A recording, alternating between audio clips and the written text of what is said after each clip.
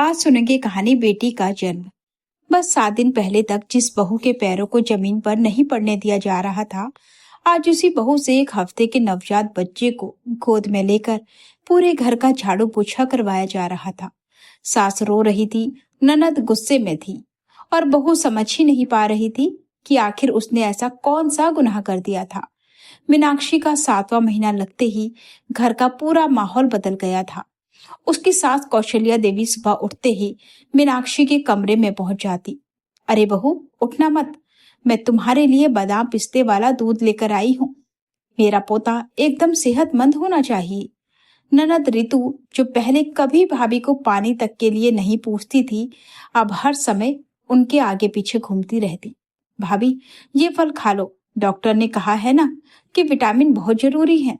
मीनाक्षी मन ही मन सोचती, काश ये प्यार और देखभाल मेरे लिए होती, ना कि सिर्फ पेट में पल रहे बच्चे के लिए। उसकी 4 साल की एक प्यारी सी बेटी थी, पाखी, लेकिन अब पाखी की तरफ किसी का ध्यान नहीं था। जब वो अपनी दादी के पास जाकर कहती, दादी मेरे साथ खेलो ना, तो कौशल्या देवी बिना उसकी तरफ देखे कह देती, जा बेटी, अभी नहीं, पहले तेरे छोटे भाई को आने दे, फिर दोनों के साथ खेलूंगी। जब भी कोई रिश्तेदार या पड़ोसी आता तो वही रटा रटाया संवाद सुनने को मिलता। देखना, इस बार तो पक्का लड़का ही होगा। बहू का पेट देखो, चाल ढाल देखो। कोई कहता घर का वारिस आने वाला है, चिराग जलेगा। लोगों की बातें सुन सुनकर कौशल्या देवी ने पहले से ही सारी तैयारियां कर ली थी। उन्हें पूरा विश्वास था कि पोता ही होगा। उन्होंने बाजार से नीले रंग के छोटे छोटे कपड़े खरीद लिए, पालना मंगवा लिया और यहाँ तक कि बच्चे का नाम भी सोच लिया, कविश। मीनाक्षी कई बार धीरे से कहती, माँ जी, अगर बेटी हो गई तो? इतना सुनते ही कौशल्या देवी झल्ला पड़ती। चुप कर मनहूस, शुभ शुभ बोल। एक लड़की पहले से है, अब दूसरी का नाम भी मत लेना। बेचारी मीनाक्षी डरकर चुप हो जाती। उसे समझ आ गया था कि इस घर में उसकी कोख से लड़का पैदा होना कितना जरूरी है, वरना 9 महीने की सारी खातिरदारी 1 मिनट में खत्म हो जाएगी। अस्पताल जाने का दिन भी आ गया। सुबह जब मीनाक्षी को दर्द शुरू हुआ तो घर में भागदौड़ मच गई। कौशल्या देवी ने मंदिर के आगे हाथ जोड़कर प्रार्थना की, हे भगवान, इस बार मेरी लाज रख लेना, पोता दे देना। तेरे मंदिर में 21 किलो लड्डू चढ़ाऊंगी। रितु भी खुश होते हुए बोली, मम्मी, इस बार तो नेग में सोने की चैन लूंगी। लड़का हुआ तो सस्ता नेग नहीं चलेगा। कौशल्या देवी मुस्कुराकर बोली, अरे चैन क्या, पूरा सेट दिलवाऊंगी, मेरा पोता आने वाला है। इधर स्ट्रेचर पर लेटी मीनाक्षी सब सुन रही थी। उसकी आंखों में डर था। 2 घंटे बाद ऑपरेशन थिएटर का दरवाजा खुला। नर्स मुस्कुराते हुए बाहर आई, बधाई हो, घर में लक्ष्मी आई है। इतना सुनना था कि पूरे कॉरिडोर में सन्नाटा छा गया। सबसे पहले रितु का चेहरा उतर गया। क्या, फिर से लड़की? नर्स ने कहा, जी, बिल्कुल स्वस्थ बेटी है और माँ बच्ची दोनों ठीक हैं। ये सुनते ही कौशल्या देवी वहीं बेंच पर धम से बैठ गई और सिर पर हाथ रखकर रोने लगी। हाय राम, मेरी किस्मत फूट गई। 2 लड़कियां, जिंदगी भर पढ़ाओ लिखाओ, शादी करो, दहेज जोड़ो, मेरा बेटा तो बर्बाद हो गया। वो इतने जोर जोर से रो रही थी कि आसपास के लोग देखने लगे। एक बुजुर्ग महिला से रहा नहीं गया। उसने कहा, बहन जी, बच्ची हुई है, कोई मातम क्यों मना रही हो? लेकिन कौशल्या देवी कहाँ सुनने वाली थी। आपको क्या पता बेटियां पालना कितना भारी पड़ता है। मेरा तो घर उजड़ गया। रितु भी मुंह फुलाकर बोली, मेरा तो नेक भी गया, सब सेवा पानी बेकार हुई।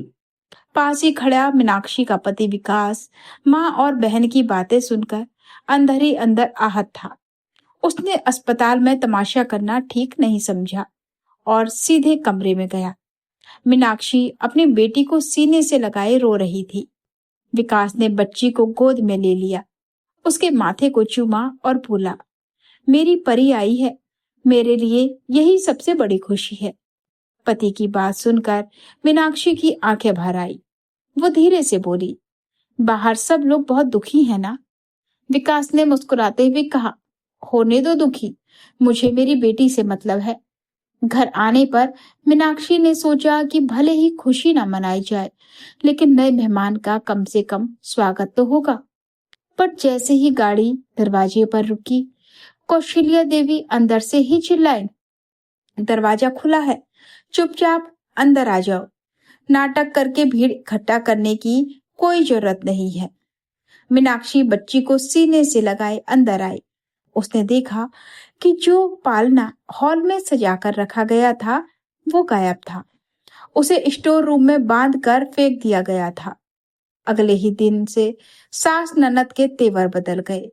जिस बहू को 9 महीने तक मेवे और फल खिलाए जा रहे थे, उसे सुबह रूखी सूखी रोटी और चाय थमाकर कहा गया, बहुत हो गई सेवा, अब उठो, जितना आराम करना था कर लिया।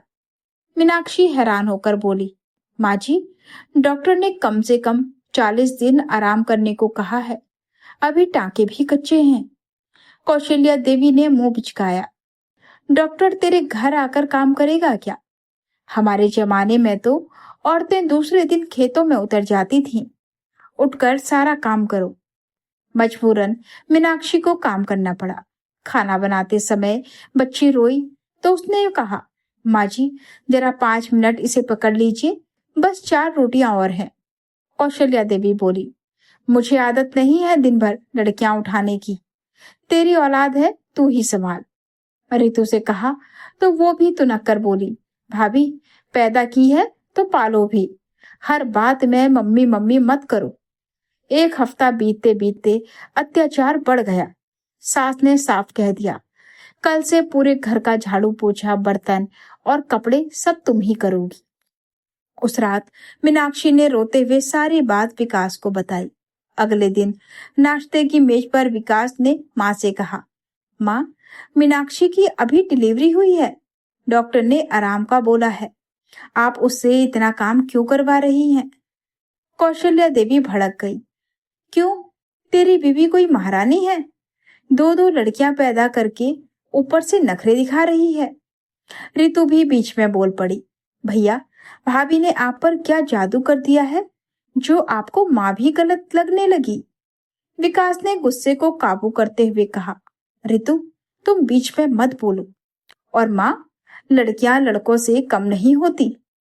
कौशल्या देवी ने तंज कसा, अगर रहना है तो चुपचाप काम कर, नहीं तो अपना सामान उठा और निकल जा। मुझे ऐसी बहू नहीं चाहिए जो वारिस न दे सके। ये सुनते ही मीनाक्षी कमरे में गई, बैग में अपनी दोनों बेटियों के कपड़े रखे और बाहर आकर बोली, विकास, मैं जा रही हूँ। जहां मेरी बेटियों को बोझ समझा जाए वहां मैं उन्हें बड़ा नहीं करूंगी। कौशल्या देवी चिल्लाई, जा, चली जा, मैं अपने बेटे की दूसरी शादी करवाऊंगी जो मुझे वारिस देगी। तभी विकास आगे बढ़ा और अपने कमरे से अपना बैग ले आया। कौशल्या देवी हैरान होकर बोली, ये क्या कर रहे हो? विकास ने कड़े शब्दों में कहा, वही जो मुझे बहुत पहले कर लेना चाहिए था। मैं अपनी पत्नी और अपनी बेटियों के साथ ये घर छोड़कर जा रहा हूँ। रितु बोली, भैया, एक औरत के लिए अपनी माँ को छोड़ोगे? समाज क्या कहेगा? विकास ने पलटकर जवाब दिया, समाज तब कहाँ था रितु, जब 1 हफ्ते पहले माँ बनी मेरी पत्नी से झाड़ू पोछा करवाया जा रहा था। समाज तब कहाँ था जब मेरी नवजात बेटी के लिए किसी के पास प्यार नहीं था। मेरी बेटियां मेरा परिवार हैं और मैं उन्हें बेटों की तरह बड़ा करूंगा।